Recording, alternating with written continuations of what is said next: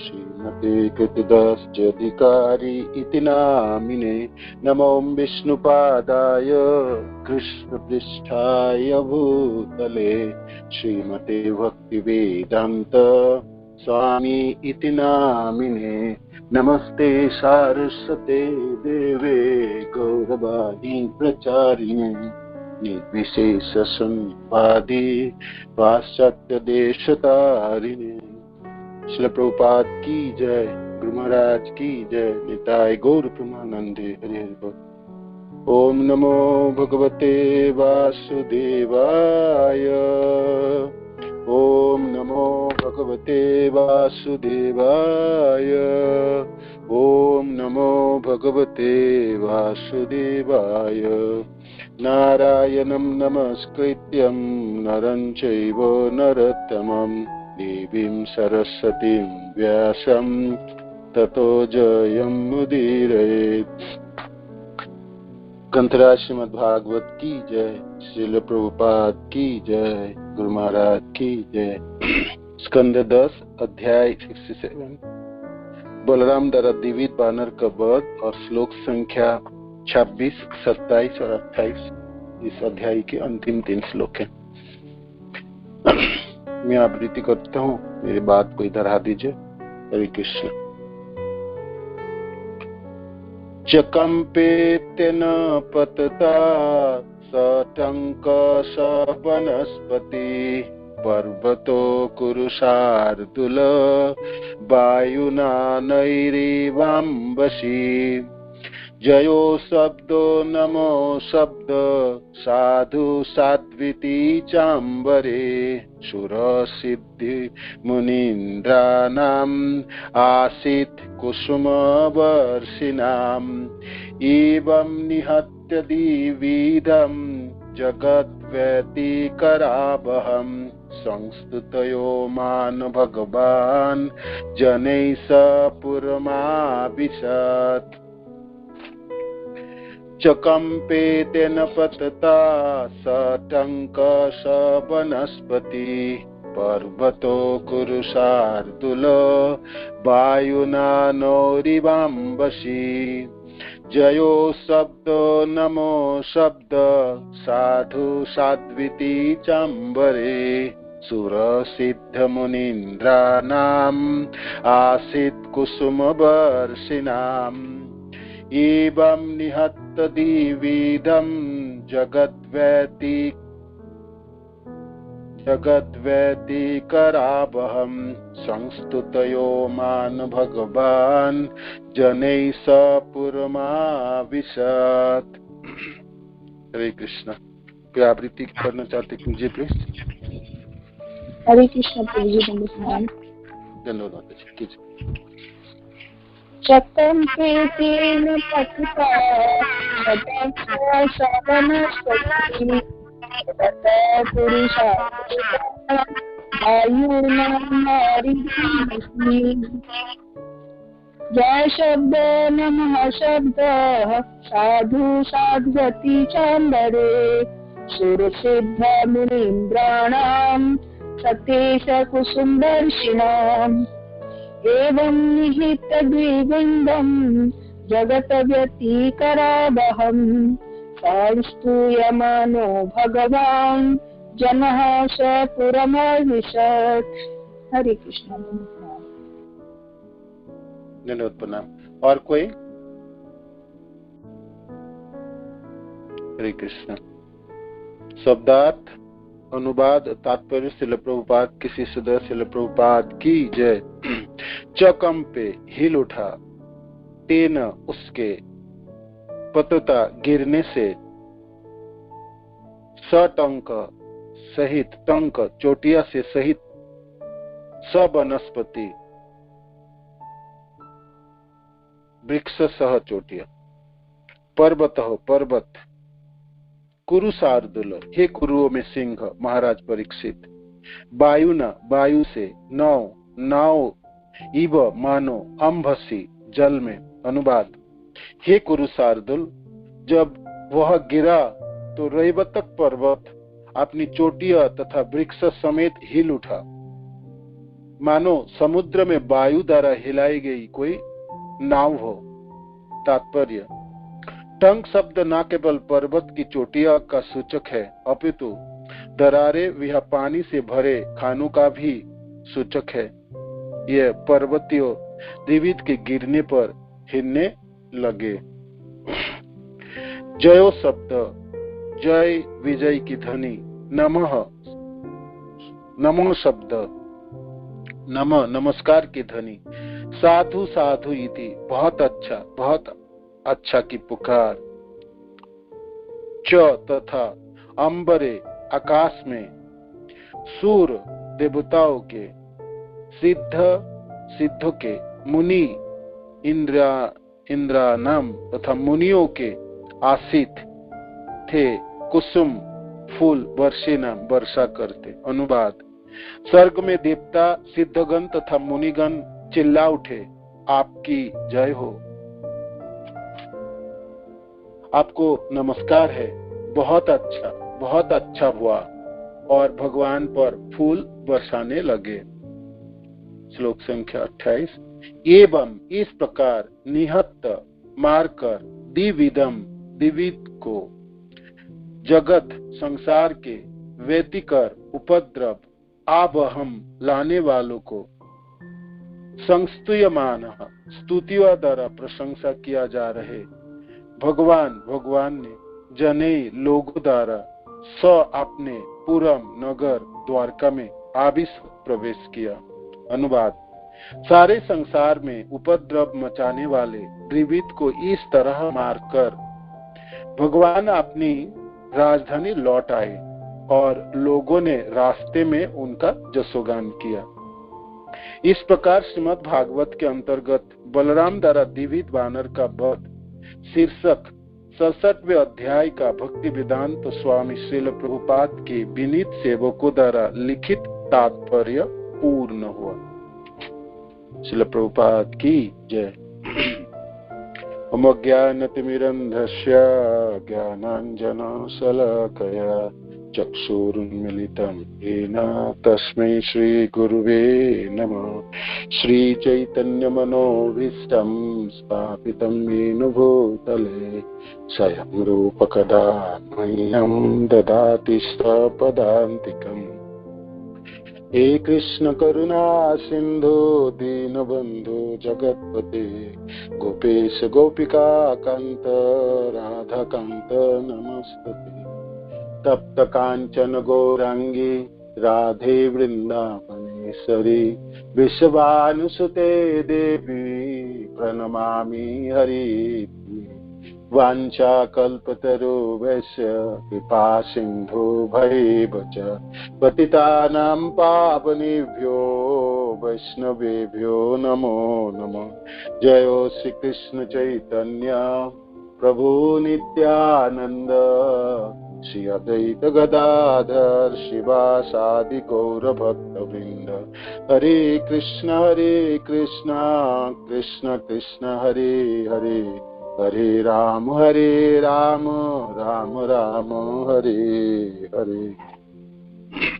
श्री प्रभुपाद की जय, गुरु महाराज की जय, आप सब भक्तवृंद की जय। निताय गौर प्रेमानंद। तो आप सब मिलकर आशीर्वाद दीजिएगा भागवत के तीनों श्लोकों की मैं कुछ सेवा कर पाऊं। हरे कृष्णा। तो बलराम द्वारा द्विविद वानर की बस इस अध्याय के अंतिम 3 श्लोक हैं।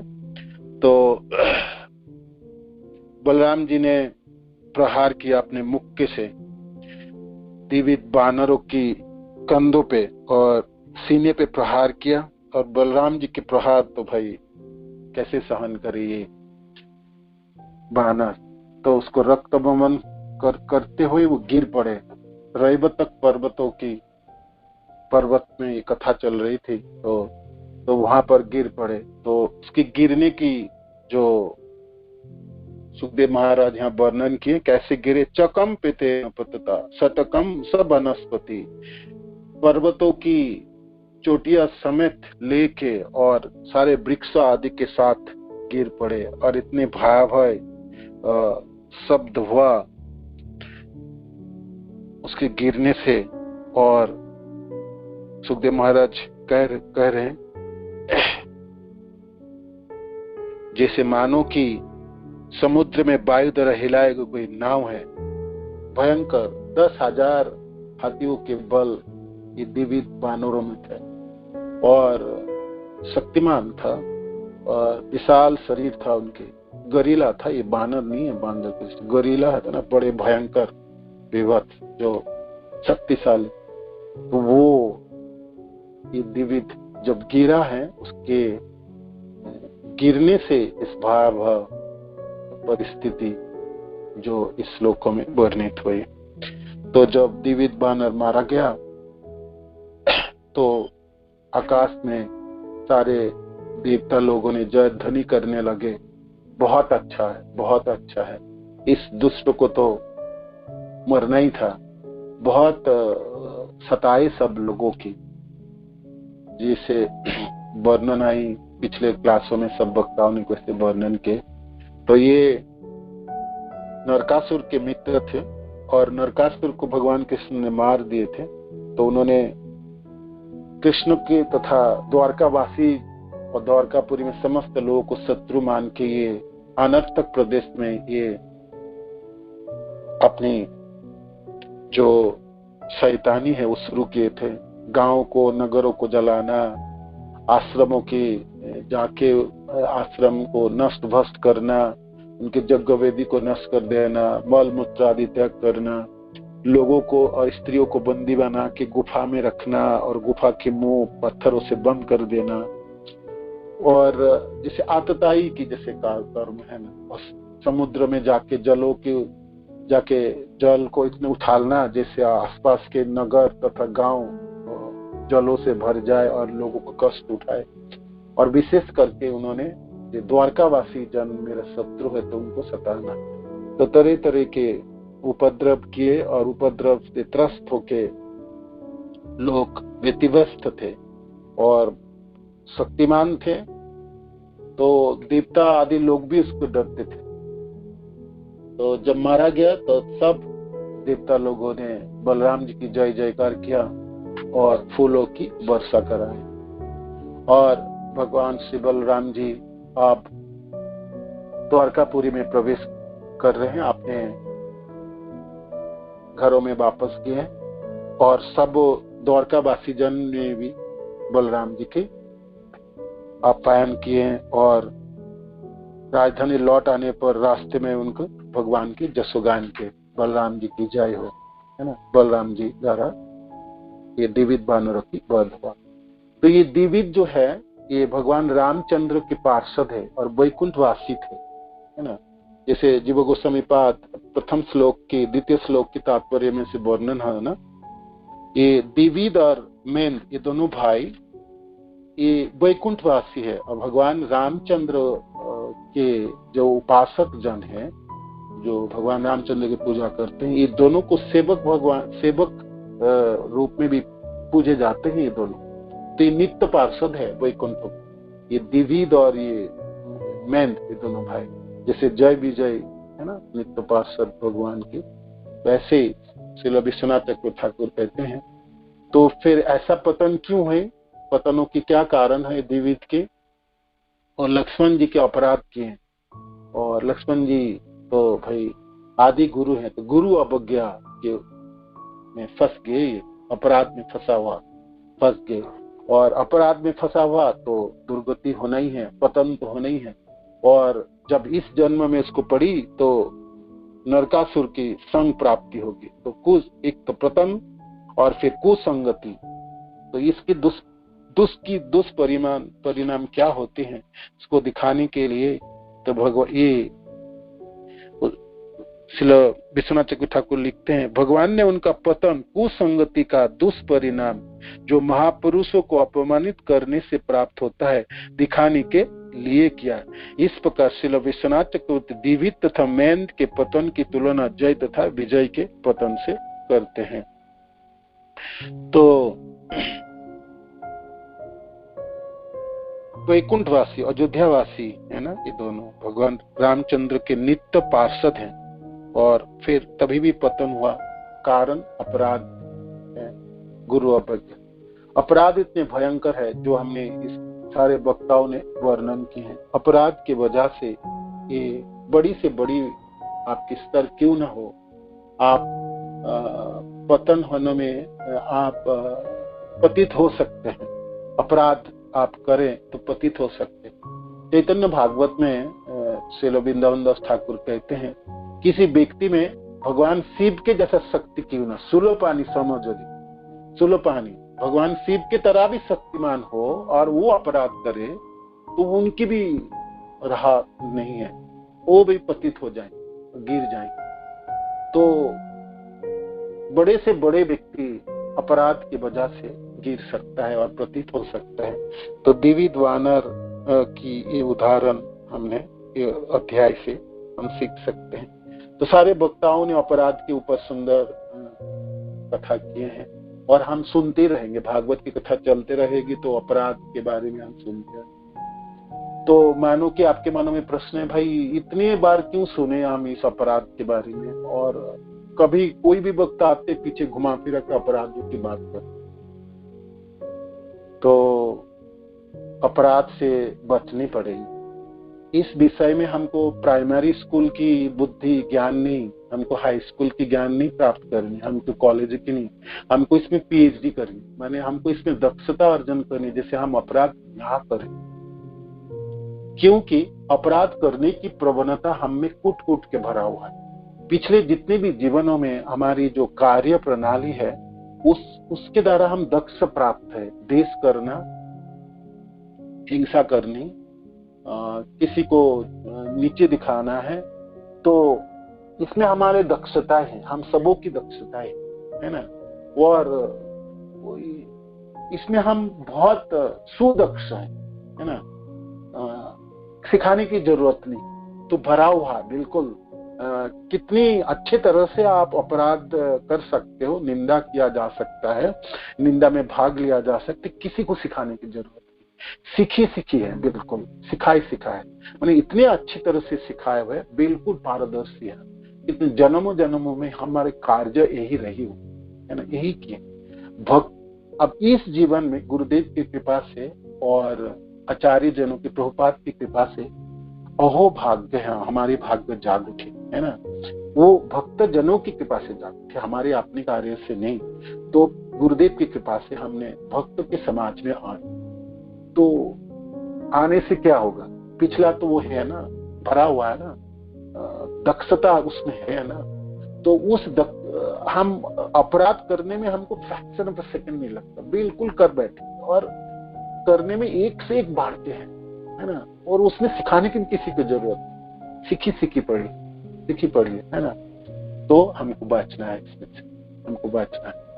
हमारी जैसी दक्षता हमने अर्जन की थी अपराध करने में, हमको इस जीवन में सीखना है जो हम अपराध ना करने में दक्षता हमको प्राप्त हो है ना, हम ना करें।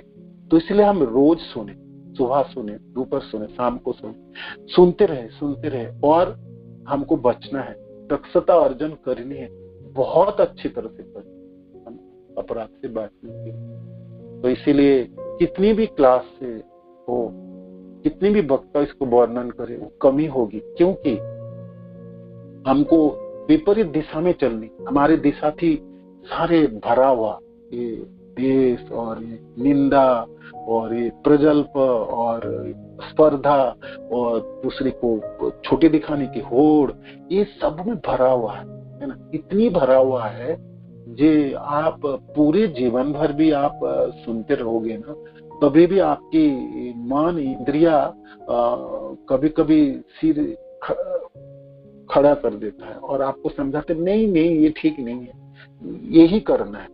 वैष्णवों को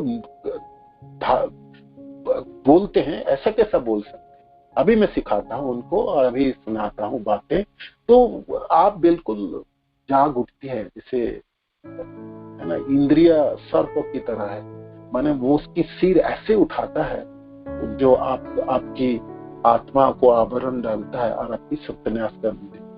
तो इसीलिए हमको सुनते रहना, जब तक जीवन है हमको वैष्णव अपराध से हमको बचना है, अपराध से हमको बचना। तो सबसे अच्छी स्थिति है जो हम अपराध नहीं करें ही ना, है ना, करके फिर प्रायश्चित करें, उसमें भी बहुत बड़ी समस्या है। और हमारे कम समय है, थोड़ी सी समय है, और वो भी भक्ति में हमने ना के बराबर समय बाकी 10-15 साल मिलता है। 10 साल लगो 100 साल की आयु है तो आपको 10 साल के समय मिलते हैं भक्ति करने, देखा जाए जो समय सीमा है। और उस 10 सालों में भी आपकी बहुत सारे विडंबन है, और उसमें भी अपराध कर डाले और फिर अपराधों की प्रायश्चित करते रह जाए तो फिर ये 10 साल भी चले, वो भी गए। मानो कि 100 साल हम जिए तो 10 साल में, है ना।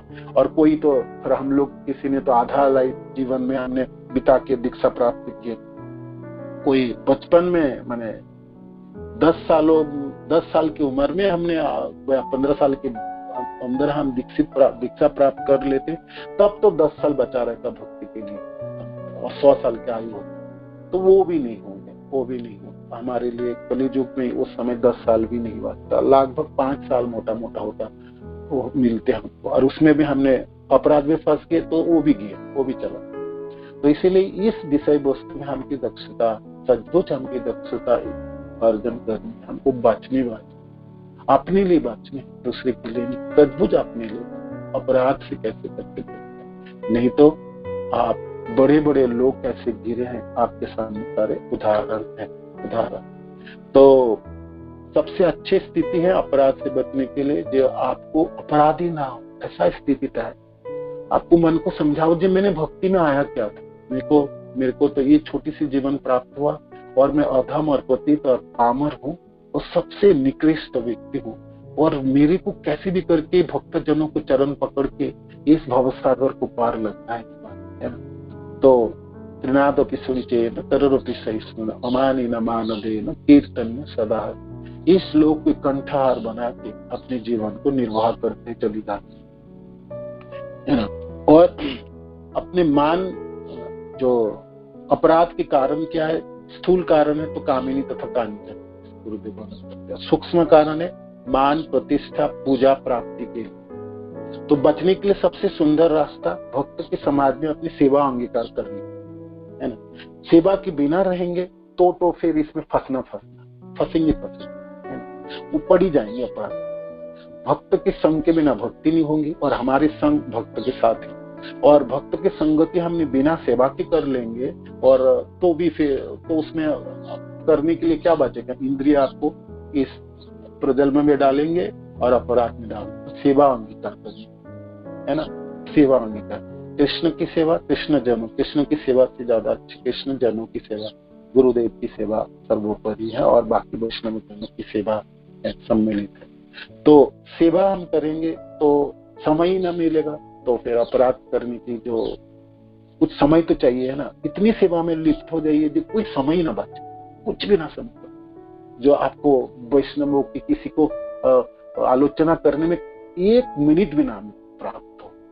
एक रास्ता है। दूसरी, एक विडंबना है, सेवा करते समय अहंकार जाग सकता है, अहंकारी बन सकते हैं। जैसे सरसों आता ना, जो भूत पिशाच निकालने के लिए मंत्र पढ़ना होता सरसों दाने में, और उसी सरसों दाने में ही भूत घुस गया तो फिर बचोगे कैसे। तो सेवा में आपके अहंकार घुस आए और फिर आपको कोई बचाने वाला नहीं, फिर तो और सत्यानाश होगा। तो फिर आपको सावधान होना चाहिए। सेवा मेरे को बचाने वाले, भक्त के संग मेरे को बचाने वाले, किंतु इसमें हर पल सतर्क रहना, और जे अपराध से में अपराधी ना हो, अहंकारी ना हो, ना स्थूल आपके आवरण हो, ना सूक्ष्म आवरण, है ना। तो हर पल हर समय सतर्क रह के आपको भक्ति की संचालन करनी पड़ेगी। भक्त के समय आप कहेंगे बहुत झंझट है भक्त की, इस समाज में तो होता ही रहता बातें, छोड़ देते हैं भक्त, वो भी बातचीत नहीं है, वो भी बात नहीं पाएंगे, और भक्त की संगति कर लेंगे तो और सत्यानाश है, तो उसमें तो आपकी सब कुछ नष्ट है। तो भक्त की संगति करनी, किंतु संगति करते समय आपको सावधानी बरतनी, अपने को बचानी है, अपने को आवरण डाल, है ना, कैसे भी करके आवरण बचा, इस चीजों से आपको बचनी है ना। तो क्या कितना सुनिए, श्रवण कीजिए, जितने से आप बच सकते, जितने प्रश्न उत्तर है कीजिए, किंतु वो प्रश्न उत्तर सिर्फ आपको बचने के लिए, मैं बचूंगा, इस चीजों में नहीं पड़ा, है ना, इस चीजों में कैसे भी करके इस अपराध से मेरे को बच के निकल के जाना, है ना। ऐसे पाप ऐसे होगी तो उसका तो बहुत आसानी से कट सकता है, नाम के बल पे कट जाए, किंतु अपराध में फंस जाएंगे तो बहुत भारी विडंबना। वो नाम करने की इच्छा नहीं रही है ना। नाम के बल पे कट तो सकता है, नाम के नामों में अद्भुत बल है, शक्ति है भगवान के इस महामंत्र में, हो सकता है, किंतु वो वही नहीं करने की मना है, वो कर ही नहीं पाएंगे आप, नाम ही नहीं जपता है। अपराध से फांसते आपको पहला जो चीज छूटेगा वो आपकी श्रद्धा नष्ट हो जाएंगी, भक्त के समाज छूट जाएंगे, और आपके नाम में जो श्रद्धा है वो नाम छूट जाए। तो जो अस्त्र है, जिस अस्त्र से माया से अपने प्रहार कर सकते थे, वो आप निहत्ते हो जाएंगे, और अस्त्र ही आपको छीन लिया जाए, तो फिर लड़ोगे कैसे? निहत्ता कैसे लड़ोगे? मम माया दुरत्ता है, माया पिशाचिनी की तरह है, इतनी प्रचंड प्रहार करती है, वो आप खड़े नहीं रह सकते उसके साथ, है ना। आप देखिए तो रहे कोरोना वायरस की वजह से कैसे दुर्दशा है, ऐसे भयंकर है, माया इतनी शक्तिशाली है, आपको घुटने के बल पे लाएंगे, किसी भी समय आपको परास्त कर, आपको कीड़े मकोड़ों की तरह मसल देंगे, है ना।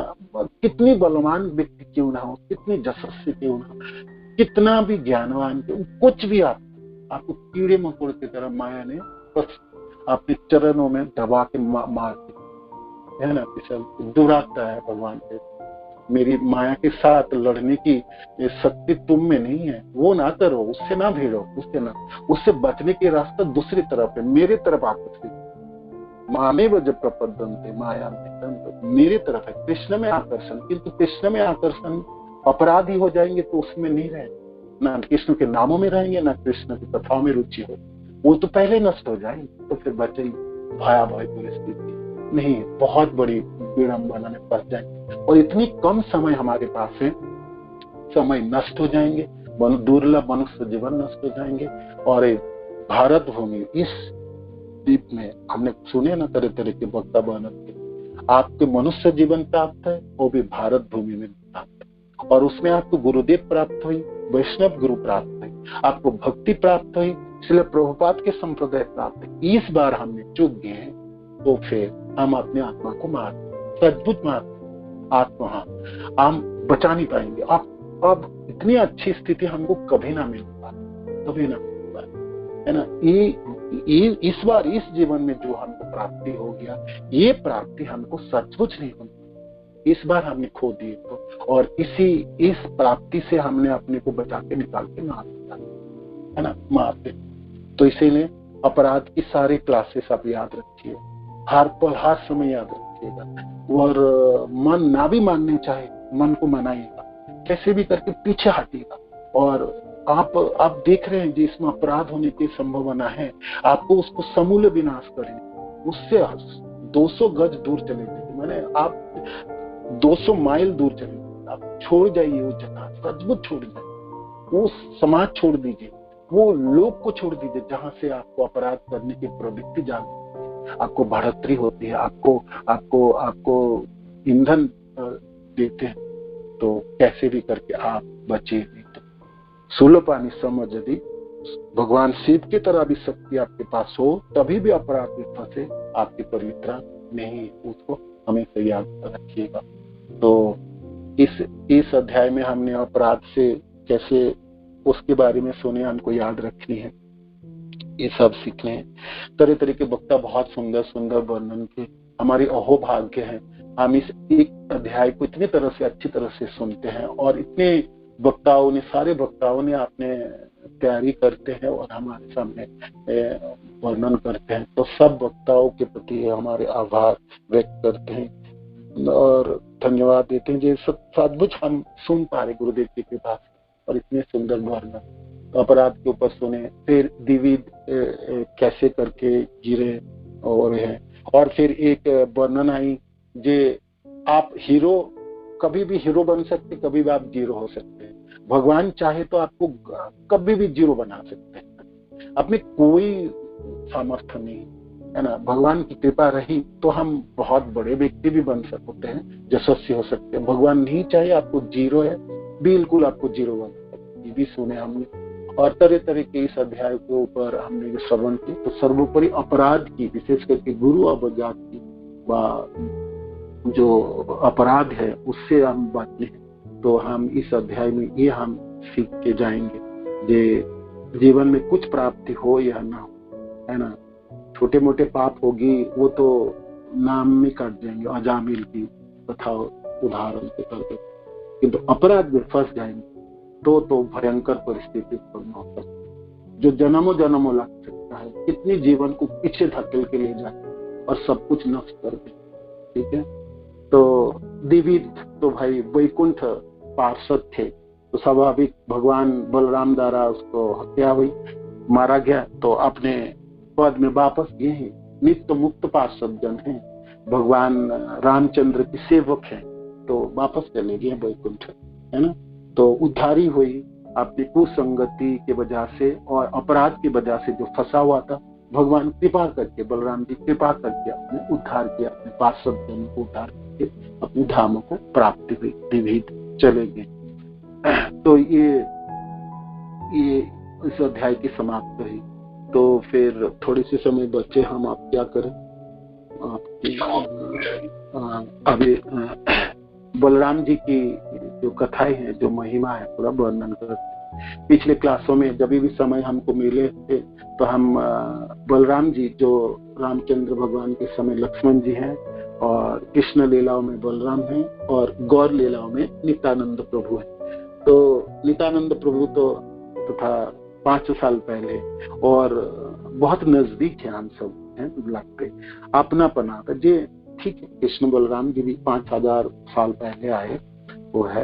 ये तो नित्यानंद प्रभु स्वयं बलराम जी हैं, और ये मूल संकर्षण है, कथा सब हम सुने। नित्यानंद प्रभु तथा बलराम एक ही है ना। ब्रजेंद्र नंदन जय सचिसुत हईल से बलराम हईल निताय, पापी तापी जो तो छेल हरि नामे उद्धारी तार साक्षी जगाय माताए। तो ये जो बलराम जी हैं वही नित्यानंद प्रभु इस समय कलियुग में, है ना। गौर निताय में जो नित्यानंद प्रभु बलराम, और ये मूल संकर्षण है, और इस सेवक भगवान है। 5 रूप में भगवान कृष्ण की सेवा करते हैं। भगवान की सारी सृष्टि, आध्यात्मिक जगत के रक्षणावेक्षण हो, भौतिक जगत की सृष्टि आदि रक्षण हो, सब बलराम जी करते संकर्षण। मूल संकर्षण में प्रथम चतुर्भुज में, द्वितीय चतुर्भुज में महासंकर्षण, उन्हीं में से कारणोदक्षय विष्णु, गर्भोदक्षय, क्षीरोदक्षय विष्णु, 3 पुरुष अवतार, और संकर्षण 4, और 5वां है अनंत शेष के रूप में। ये 5 रूपों में पंचरूपी धोरी करे कृष्ण सेवा, 5 रूप धारण करके भगवान कृष्ण की सेवा करते हैं, इसलिए इनको सेवक भगवान कहते हैं। है तो भगवान, किंतु सेवा उनकी कार्य, सेवक भगवान कहलाते। तो नित्यानंद प्रभु की महिमा हम वर्णन कर रहे थे पिछले क्लासों में। जब मेरी क्लास में बलराम जी कथा आई तो उसमें हमने बलराम जी तथा नित्यानंद प्रभु की करुणा की वर्णन की थी। करुणा वर्णन करते समय हमने जगाई माधाई की जो लीला है वर्णन की थी। विशेष करके माधाई जो रक्षा किए थे, जो उद्धार किए थे, वो नित्यानंद प्रभु की अद्भुत करुणा प्रदर्शित की। नहीं तो माधाई किसी भी हालत से बचने वाले नहीं थे। और तो समस्त पतित जनों के उद्धार के लिए नित्यानंद प्रभु, चैतन्य महाप्रभु थोड़ी बहुत तो लायका देखे भी है, और उन्होंने चक्र को तो बुला भी लिए थे, मुझे मेरे चक्र से काट देता हूँ उसको, है ना, समाप्त हो जाएंगे। तब नित्यानंद प्रभु चरण पकड़े थे महाप्रभु की, जी आप चक्र से काटने लगेंगे इस कलियुग में तो सब कटे जाएंगे, है ना। आप कृपा कीजिए, आपकी कृपा, आप दया कीजिए। तो नित्यानंद प्रभु महाप्रभु के चरण पकड़ के उन्होंने विनय किया, आप दया कीजिए, है ना। पाप को देखने लगेंगे तो इस संसार में इस समय कलियुग में सब पापों से भरा हुआ है ना, तो आपकी दया की जरूरत है। तो फिर नित्यानंद प्रभु की वजह से माधाई की उद्धार हुई पाए, और माधाई से माधवान बने। माधाई की घाट अभी भी है, और परम वैष्णव बने। 1 लाख नाम जपते थे, और घाटों की परिष्कार करते थे, और निरंतर रोते थे, जे मैंने इस हाथों से नित्यानंद प्रभु की प्रहार किया था, है ना। जीवन भर रोते रहे थे, ये मैंने कैसे प्रहार किए, कैसे नित्यानंद प्रभु के सीते में कैसे प्रहार कर रोता रहता, सेवा करता और नाम जपते थे। परम वैष्णव बने। अद्भुत करुणा है नित्यानंद प्रभु के तथा बड़ा अद्भुत कृपा। फिर बाद में हमने एक उदाहरण और आए चैतन्य चरितामृत में काला कृष्णदास की कथा वर्णन की थी। काला कृष्णदास महाप्रभु के दक्षिण भारत की यात्राओं में सेवक के रूप में गए थे। तो वहां पर वो भर्तृहरि इस संप्रदाय के स्त्री को पल्ले में पड़ गए और महाप्रभु की सेवा ही छोड़ी, है ना। एक ही सेवक लेके गए थे महाप्रभु। महाप्रभु के साक्षात सेवक है, स्वयं कृष्ण के सेवक है, कृष्ण के साथ है ना। तभी देखो कैसे माया के ऐसे अद्भुत प्रभाव है। ये स्त्री को पल्ले में पड़ गए और महाप्रभु की सेवा छोड़ दी। महाप्रभु उसको बाल पकड़ के उस भर्तृहरि संप्रदाय से उठा के लाए और जब जगन्नाथपुरी वापस आए तो नित्यानंद प्रभु आदि भक्तों के इसको यहाँ से निकाल दो, अभी निकाल दो, इसको वैष्णव समाज में निकाल दो, ये लायक नहीं है। महाप्रभु ने इसको त्याग दिया। महाप्रभु किसी को त्याग दिए, भाई इसको कौन बचाए, है ना। कौन बचाएंगे बताओ, कोई बचाने के सामर्थ्य है किसी में? तो वो रोने लगे, बिलखने लगे। वो समझ तो गया था, उतनी तो बुद्धि तो थे कि मैं महाप्रभु मेरे को छोड़ दिया, अब मैं कैसे बचूं, मेरा तो सब सत्यानाश हो गया, मैंने ऐसी भूल कर ली है और सेवा से मैं वंचित हो गया और मेरा जीवन तो नरक अधपतित हो जाऊंगा। तो बहुत रोने लगे और सारे वैष्णवों के चरण पकड़ने लगे, विशेष करके नित्यानंद प्रभु कहते ठीक है रुक जा, देखते हैं कैसे भी करके आपको बचाने के।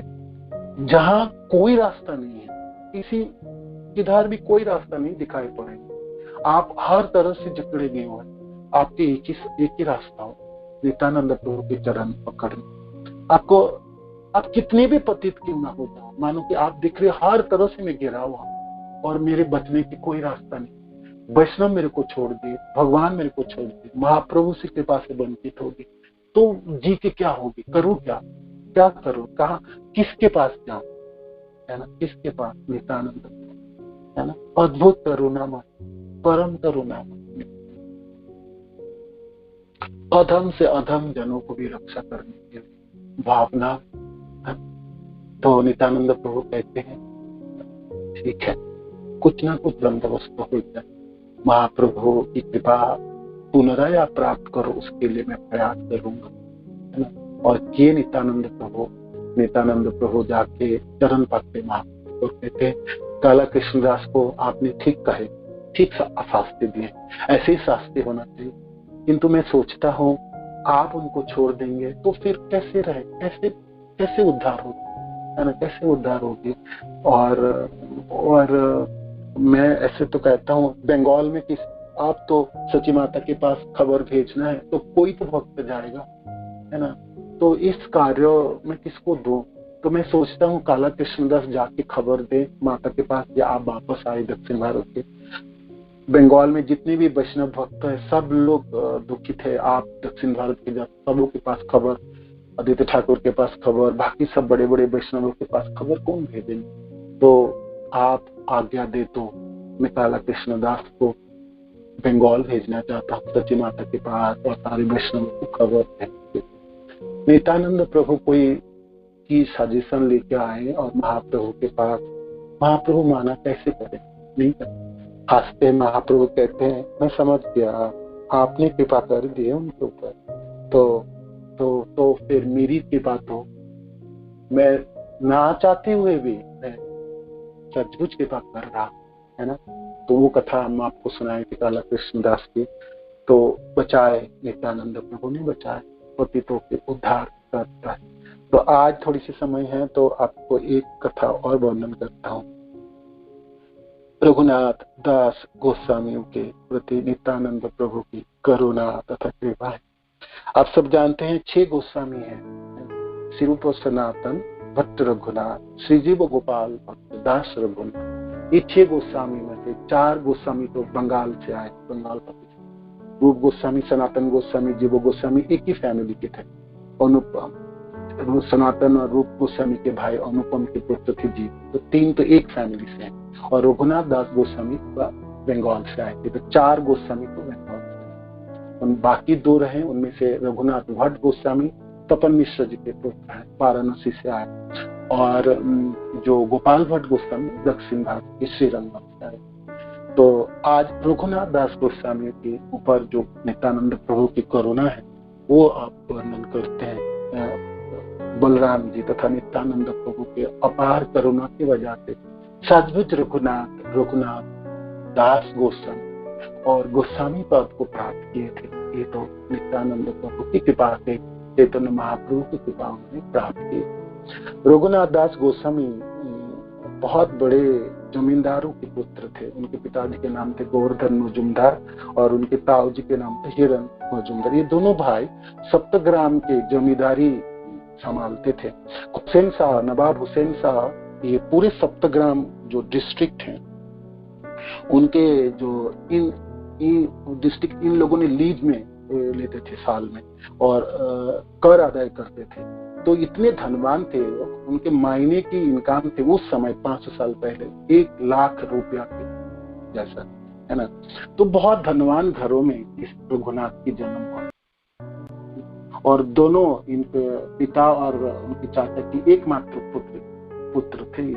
तो स्वाभाविक रघुनाथ के प्रति अपने परिवार जनों की कितनी स्नेह होगी तब समझ। बहुत धनवान घरों में जन्मा, इतने आलीशान इनके भवन हुआ करता है। ऐसे नौकर चाकर थे, इंद्र के समान ऐश्वर्य थे। चैतन्य चरितमृत इंद्र के समान ऐश्वर्य थे लाल।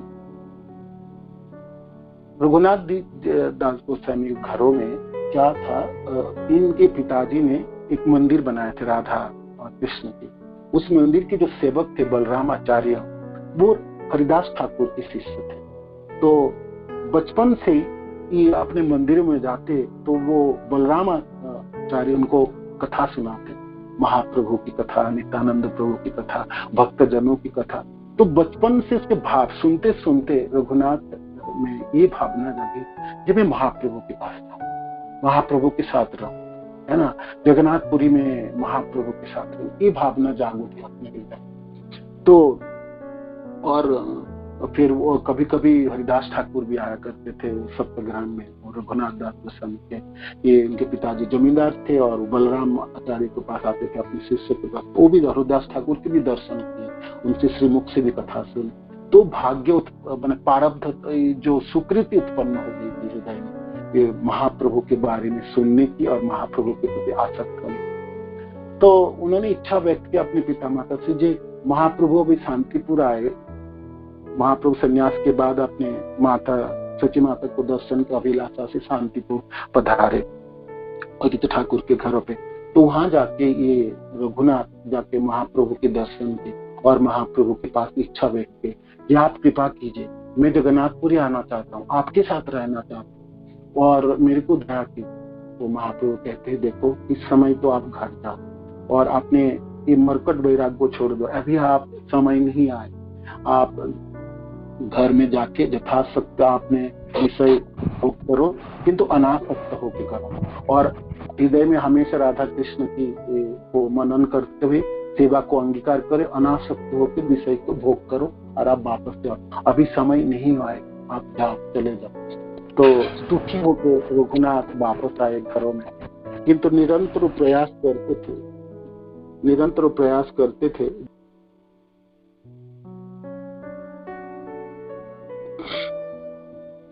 निरंतर प्रयास करते थे जो वो जिनमें जगन्नाथपुरी जाऊंगा। तो क्या करने लगे, वो भागने के लिए प्रयास करने लगे। कभी तो वो खिड़की तोड़ता, कभी दरवाजा तोड़ते और कभी कैसे भी करके भाग जाओ और जगन्नाथपुरी चले जाओ, कैसे भी करके भाग जाओ जगन्नाथ। और इतने बड़े पिता के पुत्र हैं और इतने धनवान हैं और देखिए एक मात्र औलाद है और वो भाग जाए, बैरागी बन जाए, सन्यासी बन जाए, पागल हो गए। तो उनके पिता ने क्या 11 पहरादार नियुक्त कर दिए, है ना, सिक्योरिटी गार्ड लगा दिए उसके पीछे। इस बाल इसको तो ये कहाँ जा रहे, क्या करे, ये भाग ना पाए, घर में रहे, कुछ भी करे घर में रहे, इसको जाने मत लगा दी पहरा। 11 सिक्योरिटी लगा। हाय रघुनाथ कैसे जाएंगे आप, है ना। हर पल कोई ना कोई उनके साथ रहते, मंदिर जाए उनके पीछे, घरों के कामकाज करे उनके पीछे। तो तभी भी प्रयास करते थे और बैरागी तो बनते। महाप्रभु की चरण आश्रित होने वाले व्यक्ति तो भाई उसको बंधन कैसे बांधे, तो निरंतर प्रयत्न करे। तो उसको माता पिता ने सोचा जी इसको फिर कैसे बांधा जाए, ये सिक्योरिटी गार्ड लगा तो दिए तभी भी भाग जाएंगे, तो उन्होंने उनको शादी करा दी। बहुत सुंदर लड़की देख के उनकी जो पत्नी है अप्सरा जैसे, इतनी सुंदरी पत्नी उनको प्राप्त हुई, शादी करा दी, बंधन लगा दिए। एक तो सिक्योरिटी गार्ड, दूसरे बंधन उनके विवाह करा दिए।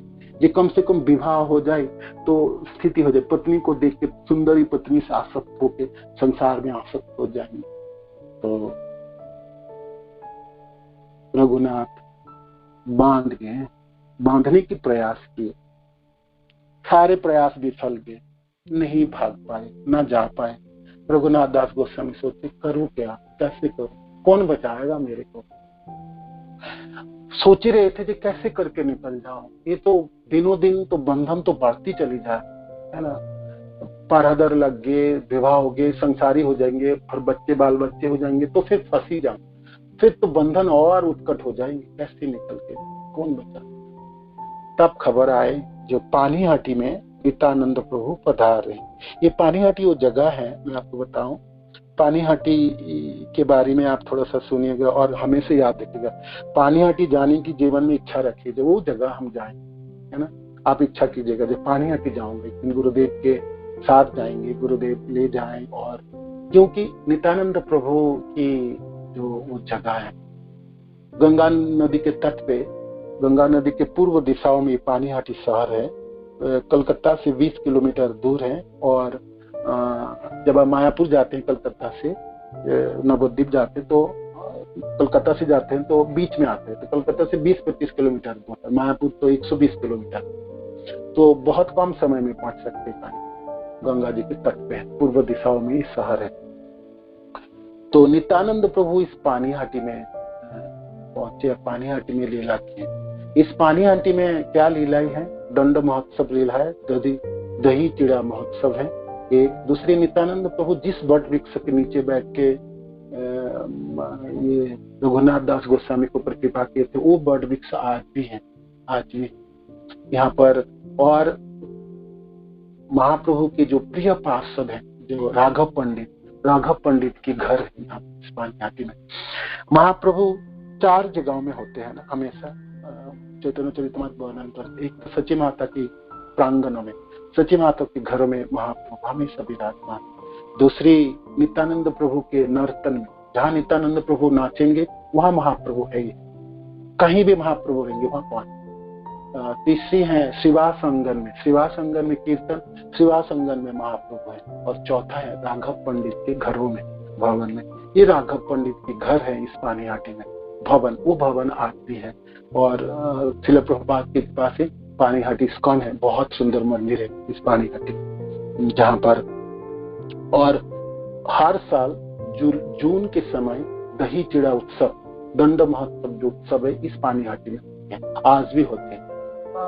संसार के पूरे इस्कॉनों के सारे भक्तजनों की समागम होती है इस पानीहाटी दंड महोत्सव उत्सव तथा दही चिड़ा उत्सव के नाम से जाने। तो ये सब जो ये पानीहाटी में, तो पानीहाटी नित्यानंद प्रभु की चरण चिन्ह से आभूषित वो पवित्र तीर्थ भूमि। जब हर वैष्णव जनों की इच्छा अभिलाषा होनी चाहिए वहां जाके एक बार दर्शन, तो अवश्य आप सब लोग पहुंचिएगा पानीहाटी। तो आज हमारी इस कथा पानीहाटी में है। नित्यानंद प्रभु पधारे हैं पानीहाटी में, गंगा के तट पे उस वट वृक्ष के नीचे बैठे अपने सारे सखा जनों के साथ, अपने भक्त जनों के, अपने पार्षद जनों के। उस पार्षदों में उदाहरण ठाकुर और मुरारी, गौरीदास पंडित और होर कृष्णदास आदि सब नित्यानंद पार्षदों के घिरे हुए नित्यानंद प्रभु बलराम जी वहां पर बैठे, है ना, कृष्ण कथा कर रहे हैं और सबों को आशीर्वाद प्रदान कर रहे हैं। तो ये इनको खबर मिली रघुनाथ को, जे नित्यानंद प्रभु पानीहाटी पहुंच रहे, तो मैं पानीहाटी पहुंचूं और नित्यानंद प्रभु के चरण आश्रित हो जाऊं, तो हो ना हो मेरे को महाप्रभु की कृपा में प्राप्त करे। तो आए और दूर से प्रणाम किए नित्यानंद रघुनाथ तो रघुनाथ दास तो भाई इतने बड़े जमींदार के पुत्र, सब लोग जानते हैं, आसपास के सारे सप्तग्राम के जन। तो नित्यानंद प्रभु के पार्षद, कोई पार्षद कहते हैं रघुनाथ प्रणाम करते हैं आपको। तो नित्यानंद प्रभु कहते हैं आओ आओ मेरे पास आओ, इतने दिन कहाँ थे, तुम तो चोर हो और छुप छुप के रहते हो। और मानो कि नित्यानंद प्रभु कहने लगे मेरे आज्ञा के बिना ही चैतन्य महाप्रभु के पास पहुंचना चाहते हो, तो ऐसे कैसे हो सकते। इसीलिए नित्यानंद प्रभु कहते तुम चोर हो, चोरी करना चाहते हो, धन मेरे पास है और मेरे को बिना आज्ञा, मेरी बिना आज्ञा तुम उस धन को चुराना चाहते हो। तो ये चोर शब्द व्यवहार की, तो ये सब श्लोक हैं चैतन्य चरितामृत के अंतरलीला में। ये अंतरलीला में अध्याय 6 में है। ये पूरे कविराज गोस्वामी ने ये वर्णन किए हैं पानी हाटी की जो लीला है। उतने तो समय हमारे पास नहीं है, आगे और बढ़ते हैं। तो प्रणाम किए तो नित्यानंद प्रभु ने आशीर्वाद दिए, उनके चरण धारण किए रघुनाथ के ऊपर और कहते हैं तुमको मैं दंड देना चाहता हूँ, तुम चोर हो ना। तो दंड क्या है, जितने भी वैष्णव जन है आप दही चिड़ा की, आप सबके लिए दही चिड़ा की जो प्रसाद है वो आप सबके लिए बंदोबस्त करो, आप धनवान है। तो इतनी सेवा मिली और ये सेवा से तो बहुत खुश हो गए रघुनाथ। तो अपने लोग जनों को लगा दिए चिड़वा और दही और दूध एकत्रित करने के लिए। तो ये उत्सव की पूरे वर्णन है बहुत सुंदर श्लोकों में, वो सब नहीं पढ़ेंगे हम आगे। तो मैं संक्षिप्त वर्णन आपको कर देता हूँ। तो मिट्टी के जो गोल, उसको हुल्ला कहता है, या मिट्टी के मटके, आप सोचो गोलाकार जो मटके होते हैं ना, मिट्टी के बड़े बड़े मटके लाए, छोटे मटके लाए और उसमें क्या किए, बड़े बड़े बर्तनों में दूध को जला के उनके गाढ़ा बनाया और उस दूधों में चिड़वा छोड़ दिए गए। दही में भी चिड़वा को भिगा के रखे और उसमें वो केले और संदेश आदि मिठाई और कर्पूर आदि सुभाषित वस्तु दिए हैं। और ऐसे करके दही चिड़ा की जो भोग बनाया गया और वो सब भगवान को अर्पण किए हैं, नित्यानंद प्रभु को अर्पण किए। नित्यानंद प्रभु महाप्रभु को भी बुलाए, महाप्रभु समय जगन्नाथपुरी में कि तो नित्यानंद प्रभु अपने मन में बुला लिए, तो महाप्रभु भी यहाँ पर पधारे। तो ये दही चिड़ा उत्सव शुरुआत हुई सारे वैष्णव जनों के लिए 2 मिट्टी के बर्तनों में, एक मिट्टी के बर्तनों में तो दूध में भिगे हुए चिड़वा दिया गया, दूसरे में दही में भिगे हुए चिड़वा। आज भी आपने दही चिड़ा उत्सव में भाग लेंगे तो जून के महीने में हर साल होते हैं, तो आपको दही चिड़ा आपको मिलेंगे प्रसाद के रूप में, पानी हाटी में मिलता है। तो सबों भक्तों को ऐसा मिला और इतने अनगिनत भक्त हैं, जगह नहीं मिली। तो सब लोगों ने तो कोई खड़े होके पा रहे थे, कोई गंगा के जलों में प्रवेश करके जल में खड़े होके पा रहे थे। दही चिड़ा उत्सव आप जब जानते हैं और आपने सुने भी हैं, तो ये दृश्य है। तो पूरे दिन उत्सव मनाया गया। रघुनाथ ने सारे लोगों की सेवा करने के लिए यथासाध्य प्रयास किए और जितने व्यापारी आए सब लोगों ने उत्सव के नाम से वहां पर सारे आसपास के गांव के लोग इकट्ठा हुए। सारे व्यापारी लोग कोई दूध लेके आए, कोई दही लेके, कोई चिड़वा लेके, कोई केले लेके आए। तो सबकी चीजों को खरीद लिया रघुनाथ ने और उन पैसा भी दे दिया और देके उनके बाद उन व्यापारियों को भी दही चिड़ा के प्रसाद उनको भी दिया। तो इसमें अनगिनत लोगों की समागम है और बहुत सुंदर ये दही चिड़ा उत्सव मनाया गया। और फिर नित्यानंद प्रभु ने कीर्तन शुरू किए और वहां पर नाचने लगे। नित्यानंद प्रभु नाचने लगे तो सोचे क्या कीर्तन हो गया, क्या ये सब दृश्य आप अपने मानस पर धारण कीजिए। और पूरे दिन चली। तो संध्या के समय फिर राघव पंडित के घरों में जाके नित्यानंद प्रभु ने उत्सव मनाए, नृत्य आदि किए और प्रसाद ग्रहण के वहां पर आराम किए। दूसरे दिन नित्यानंद प्रभु स्नान करके उसी बड़ वृक्ष के नीचे बैठे थे। तो तभी रघुनाथ दास गोस्वामी वहां पहुंचे। तो वहां से थोड़ी सी श्लोक पढ़ते हैं, हालांकि श्लोक समय देखते हैं तो 5, 7, 10, 8 में 10 मिनट तक पढ़ते हैं।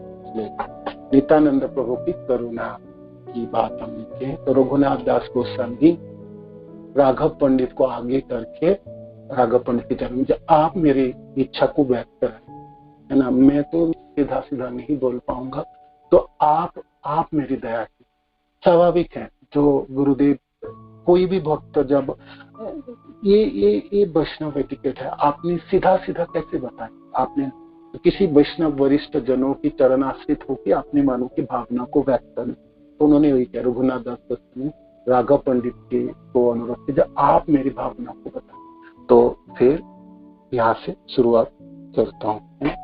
चैतन्य चरितामृत अंतलीला अध्याय 6 श्लोक संख्या,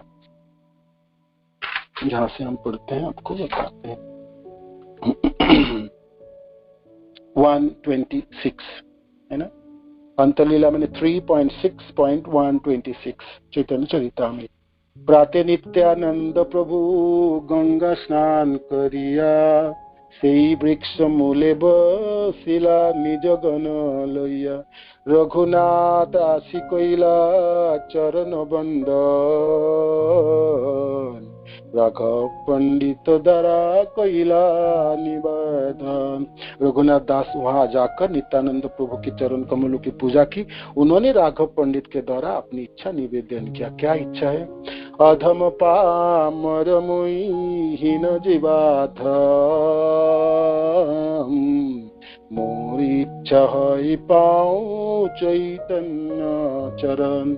मैं अधम हूँ, पामर हूँ, पतित हूँ, और मेरा ये इच्छा है मैं चैतन्य महाप्रभु के चरण प्राप्त करूं, पाऊं चैतन्य चरण।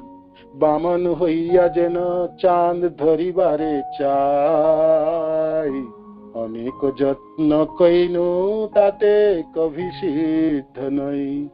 मैं बामन होकर बौने बनकर मैं चांद पकड़ना चाहता हूँ, और मैंने बहुत प्रयास किया, हर प्रयास किया, मैंने सब कुछ प्रयास करके देख लिया, मैं कभी भी अपने कार्य में सिद्ध नहीं हो पा रहा हूँ। मैं महाप्रभु की चरण आश्रित नहीं हो पा रहा हूँ। जतो बार पालाई आमी गृहादि छाड़िया, पिता माता दुई मरे राखो ये बांधिया। जितनी बार मैंने प्रयास किया घर छोड़ के भाग जाऊं, मेरा पिता और माँ मेरे को बांध के रखती है, बंधन में पड़ गया मैंने। तुम्हारी कृपा बिना क्यों चैतन्य न पाई, तुमी कृपा कोइले तारे अधमे पाए। आपकी कृपा के बिना चैतन्य महाप्रभु को कोई नहीं पा सकते। आप कृपा करेंगे तो अधम व्यक्ति, पामर व्यक्ति को भी चैतन्य महाप्रभु की कृपा प्राप्त हो जाए, ये मैं जानता हूँ। अजग मुई निवेदन करिते करी भई, मोरे चैतन्य देह गोसाई होइया सदाई। मैं अजज्ञ हूँ, हर तरह से मैं पामर हूँ, पतित अधम हूँ। मेरे में कोई लायकात नहीं है मैं महाप्रभु की चरण आश्रित हो पाऊं, किंतु आप हे गोसाई आप दया करेंगे ना, तो फिर मैं महाप्रभु को प्राप्त कर लूं। आपकी दया चाहिए, आप ही की दया चाहिए। मोर माथे पद धरी करह प्रसाद, निर्विघ्न चैतन्य पाऊं करो आशीर्वाद। मोर माथे पद धरी करह प्रसाद, निर्विघ्न चैतन्य पाऊं करो आशीर्वाद। आप मेरे सिर पर अपने चरण कमल धारण कीजिए और मेरे को आशीर्वाद कीजिए, और मैं चैतन्य महाप्रभु की शरण प्राप्त कर सकूं और उसमें कोई बाधा ना हो, कोई बाधा ना हो। मेरे को आप आशीर्वाद कीजिएगा, आशीर्वाद। सुनी हासी कहे प्रभु सब भक्त गणे, इहार विषय शोक इंद्र शोक समय। नित्यानंद प्रभु हंसने लगे, हंसते कहते हैं अपने पास से देखो देखो, इनकी जो विषय है ना, ये इंद्र के समान ऐश्वर्य है इनके पास, है ना। चैतन्य कृपा से हो नहीं भाई मने, सबे आशीर्वाद करो पाओ चैतन्य चरणे। तो चैतन्य महाप्रभु कृपा से उतने ऐश्वर्यों में कोई आसक्ति नहीं है, तो आप सब मिल के कृपा करो जो चैतन्य महाप्रभु के चरणाश्रित हो पाए। कृष्ण पाद पद्म गंध जेई जन पाई, ब्रह्मलोक आदि शोक तारे नहीं भाई। जो व्यक्ति कृष्ण के चरण कमलों के सुगंध का अनुभव करता है, वह सर्वोच्च लोक ब्रह्मलोक में प्राप्त सुख को भी महत्व को प्रदान नहीं करता तो फिर सार्गिक सुखों की क्या बात है। कृष्ण चरणाश्रित होने की जिनकी इच्छा है, जिनकी आसक्ति जाग उठे, तो ब्रह्म सुख को भी तुच्छ समझते हैं। तो ये संसार के सुख उनके पास क्या है। और जो दुस्तेज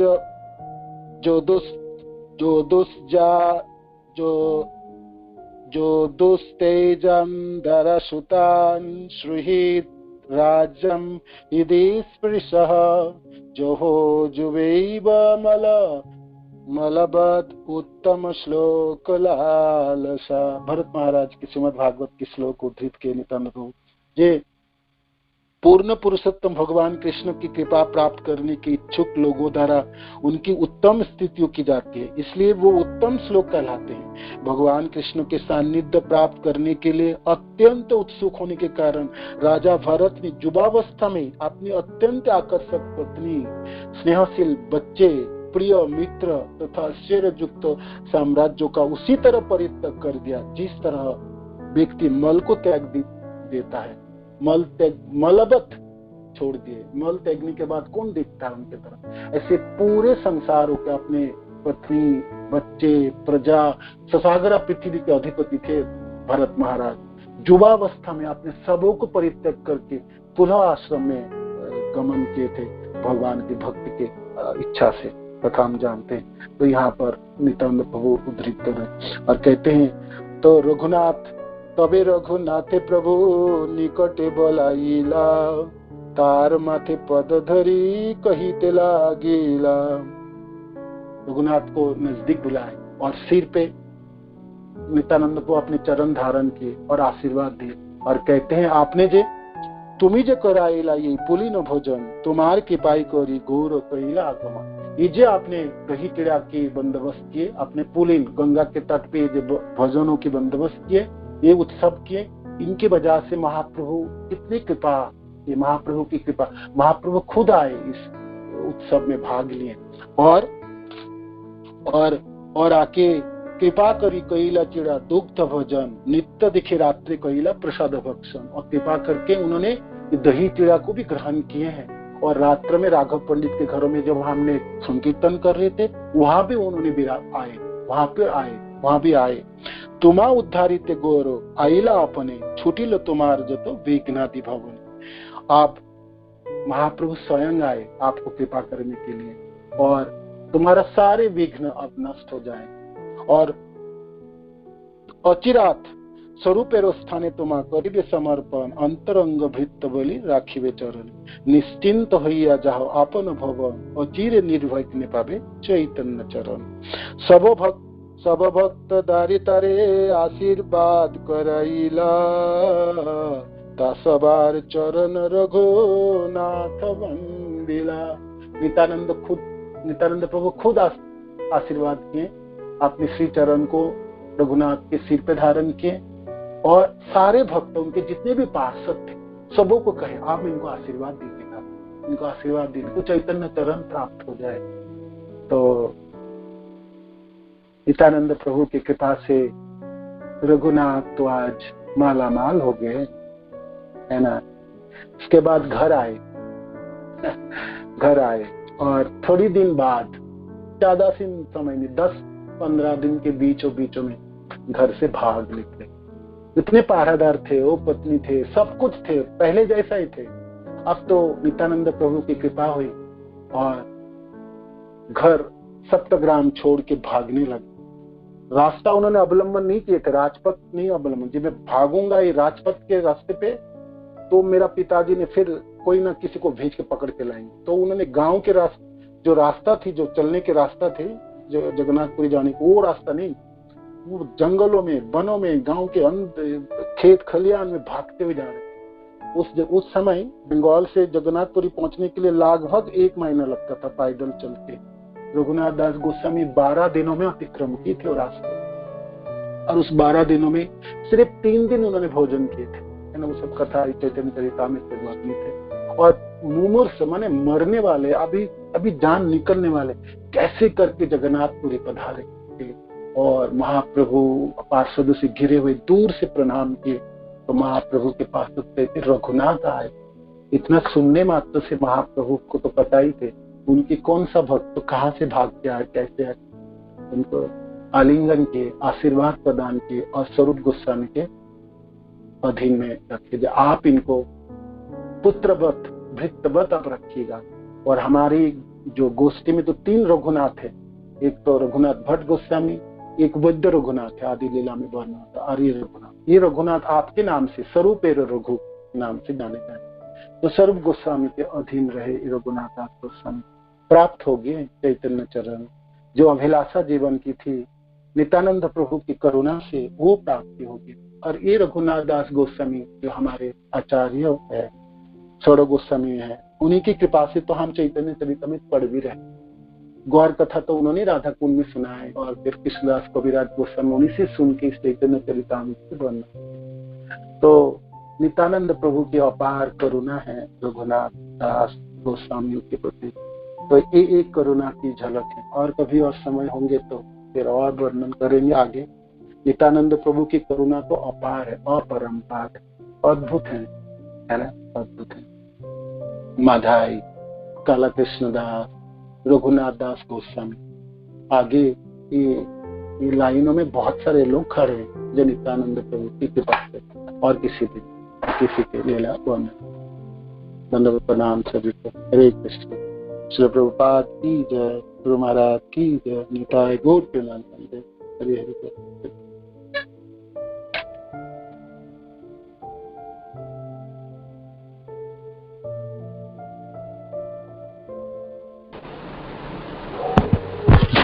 हरे कृष्ण प्रभु जी। दर्पण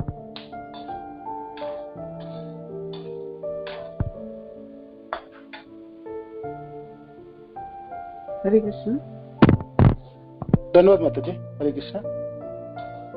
प्रभु जी, वैष्णव अपराध की जहाँ तक बात होती है, तो अगर एक भक्त से अपराध हो जाता है, वैष्णव अपराध जाने या अनजाने कैसे भी, और जिसके प्रति अपराध हुआ है अगर वो उस अपराध को नहीं लेता, तो फिर भी क्या वो अपराध उसको लगेगा?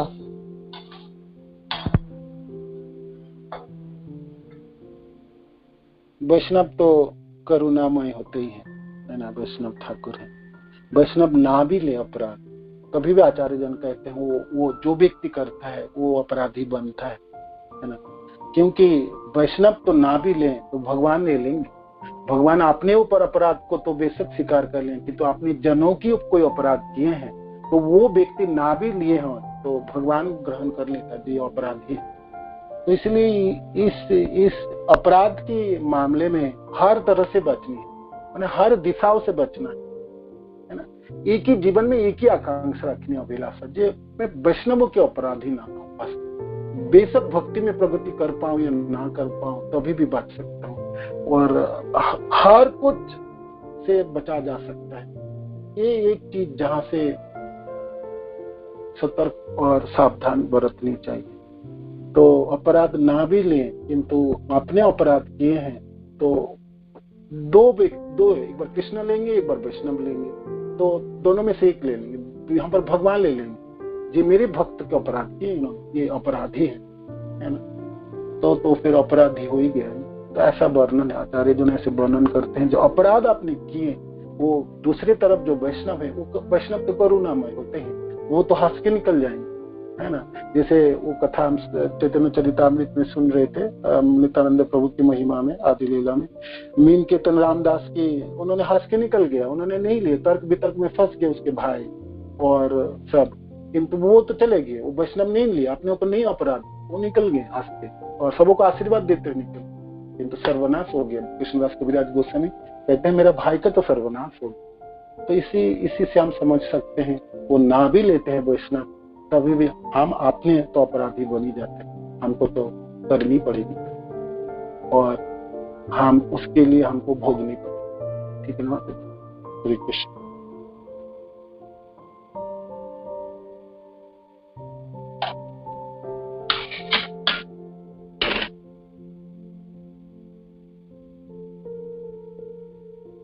हरे कृष्ण।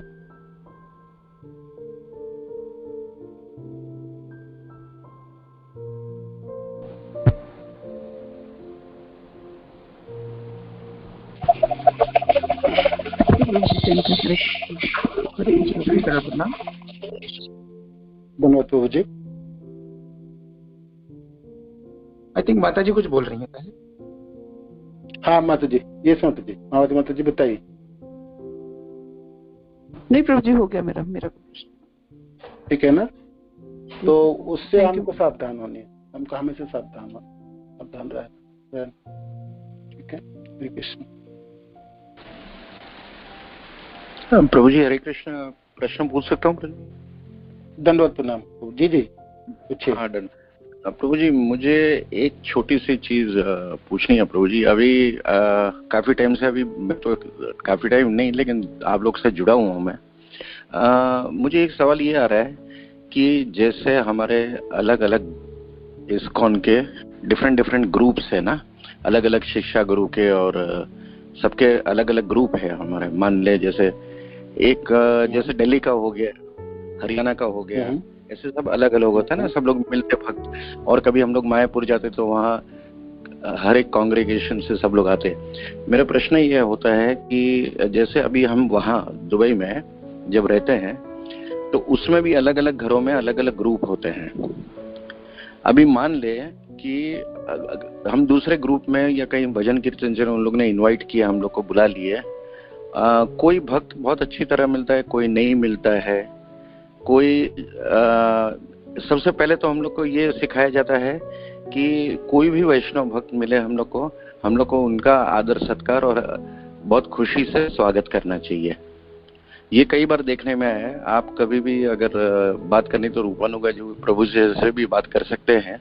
मैंने कई बार ये रेज भी किया था रसा से प्रभु, और इन लोग सबको भी पूछा था मैंने कि ये ऐसे क्यों होता है कि हमको लगता है कि सामने वाला हमसे कट रहा है, डिवोटी होकर भी।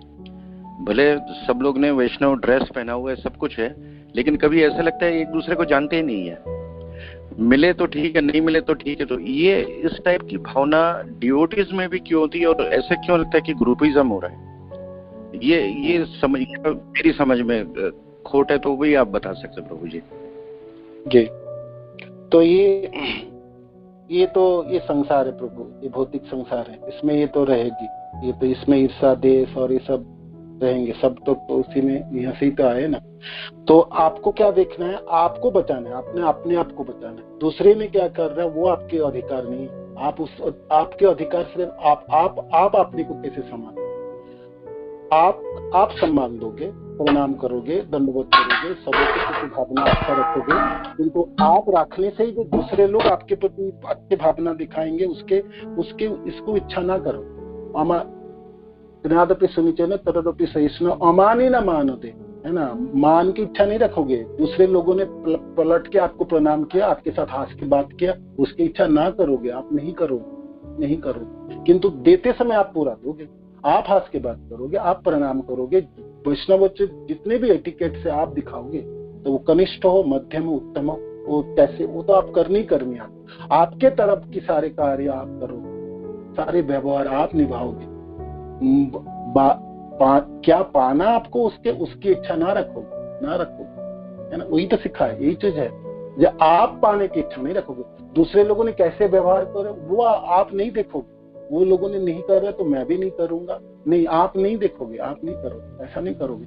सब लोग ग्रुपिज्म कर रहे, सब लोग प्रजल्प कर रहे, तो मैं भी ना, आप नहीं करोगे, है ना, मैं नहीं करूंगा। ये हमारे अधिकार में आता है ना। तो ये हमारे अधिकार, मैं नहीं करूंगा, मैंने ऐसा नहीं करूंगा, मेरे को नहीं करना ये चीज।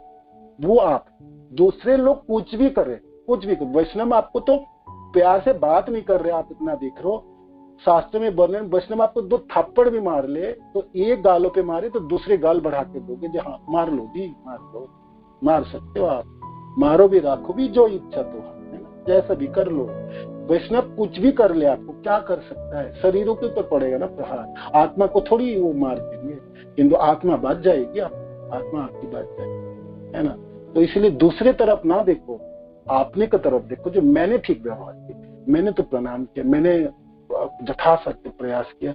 और वैष्णव समाजों में जाते समय प्रणाम करोगे, बीच में प्रणाम करोगे, उस संघ को छोड़ते समय आप जा रहे हो घर की तरफ, तब प्रणाम करके निकलोगे। और आप भगवान से प्रार्थना करोगे, सारे वैष्णव से, जो मैंने इस समय जो आके मेरे तरफ से जाने अनजाने कुछ भी कुछ हो गया और मैं एक बद्ध प्राणी हूँ और तीनों गुणों में फंसा हुआ हूँ, मेरा इंद्रिय मेरे वश पे नहीं है, तो मैंने मानो कि जाने अनजाने कुछ भी हो जाए, ये वैष्णव ठाकुर आप सब लोग मेरे को कृपा करके आप दंडवत प्रणाम करके उस करके और घर की तरफ जाओ। अपने तरफ के आचरण आप पूरी करोगे, दूसरे तरफ से कोई इच्छा ना रखोगे व्यवहार कुछ भी पाने के लिए। सारे संसार आग लग जाए, कुछ हो जाए, ग्रुपिज्म हो जाए, लोग दंड में पड़ जाए, ईर्षा में हो जाए, प्रतिस्पर्धा जाग उठी, कुछ भी करे, आप सोचोगे मेरे को बचा, मैं तो वैष्णव अपराध से मैं बचूंगा। अमानी मानो है ना, अमानी मानो की इच्छा नहीं करोगे, सबको मानो, यही है ना, तीसरी चीज तो यही है ना। बहुत ये प्रभु जी बहुत बड़ा कार्य दिया है, बहुत बड़ा काम ये करना। यही जो आप बता रहे थे अभी सुबह शुरू किया तब कि इतने सालों का जो सब भरा हुआ है वो धीरे धीरे कहीं ना कहीं प्रकट होता है सब में, वो धीरे धीरे। और जितना मुझे लगता है जितना झुकना पड़ेगा, मतलब कि बस अपने आप को कृष्ण को छोड़ दो कि भाई बस जितना झुकना नहीं पड़ेगा, पूरी झुकनी, बस पूरी झुकनी, पूरा। हाँ। और आप समझते कि मेरे जैसे अधम और पतित और पामर कोई नहीं है। जब कृष्णदास कबीरदास, जब रघुनाथ दास गोस्वामी कहते हैं मेरे जैसा पतित पामर कोई नहीं है, तो फिर हम क्या मोल। कबीरदास गोस्वामी कहते हैं मैं तो कीड़ा हूँ, वो पुरुष से कीट हुई थे मुझ से लघुष्ट, जो मल में जो कीड़े हैं उससे भी मैं छोटा हूँ। जब कबीरदास गोस्वामी जैसे महान आचार्य उत्तम अधिकारी की ये भावना है, तो हम तो सचमुच कीड़े हैं भाई, कीड़े से कीड़े हैं। तो हमको झुकना नहीं, पूरे झुकना है, पूरे झुकना, यही वैष्णवता है ना। इसी से बच सकते हम, और कोई रास्ता नहीं है। होते तो महाप्रभु थर्ड श्लोक में कंठहार बना के दिए हम सबों को, तो यही करना है। और सबों को देखिए, आप चैतन्य चरितामृत पे महाप्रभु के लीलाओं देखेंगे, पार्षद जनों की सबों की यही भावना है, यही व्यापार। बड़े से बड़े पार्षद सब अपने को अधम और पतित समझ के पीछे खड़े हैं और प्रणाम और दंडवत, और पूरे जीवन में यही सोचते रहेंगे, है ना, जीवन अवधि यही सोचे, कभी इससे कमी नहीं है। वैराग्य प्रधान महाप्रभु की जितने पास सब वैराग्य प्रधान, सब अपने को तुच्छ समझ रहे हैं और सब। तो फिर हम किस खेत के मूल्य भैया, जब ये सब महान जनों की ऐसी भावना है, तो हम तो हमारे तो होनी, हम तो अधम है ही है ना। वो लोग अधम नहीं है और अपने को अधम मान रहे, हम सचमुच अधम है, पतित और पामर हो। तो हमको तो झुकने, पूरे झुकने, रोज झुकना है, सुबह शाम दोपहर झुकना है, शुरुआत समय झुकना है, बीच के समय झुकना है। जब तक शरीर रहेंगे तब तक झुकते रहना। जब शरीर छोड़ेंगे तो वैष्णव जनों को प्रणाम करते हुए, जी हाँ, ये शरीर से मैं प्रणाम कर पाऊं सारे जनों को, है ना। तो वो भावना रख के इस संसार को भी छोड़ेंगे, झुकने। और यही एक अस्त्र है जिससे आपको बचा के निकाल के इस भयंकर परिस्थितियों से, अपराध से बचा देगी आप। यही मनोवृत्ति आपको बचा देंगे, यही मनोवृत्ति आपको बचा। बस यही था प्रभु जी, बस अपराध से बचना है, क्योंकि इसमें इतना इम्पोर्टेंट इसमें हम लोग आए हैं, तो ये फिर जितना हो सके उतना। थैंक यू प्रभु जी। हरे कृष्ण। दंडवत प्रणाम प्रभु जी। हरे कृष्ण। दंडवत प्रणाम। हरे कृष्ण। धन्यवाद। वाञ्छा कल्पतरुभ्यश्च कृपा सिन्धुभ्यो च पतितानां पावनेभ्यो वैष्णवेभ्यो नमः। श्रील प्रभुपाद की जय, गुरु महाराज की जय, निताय गौर प्रेमानंद। हरि बोल।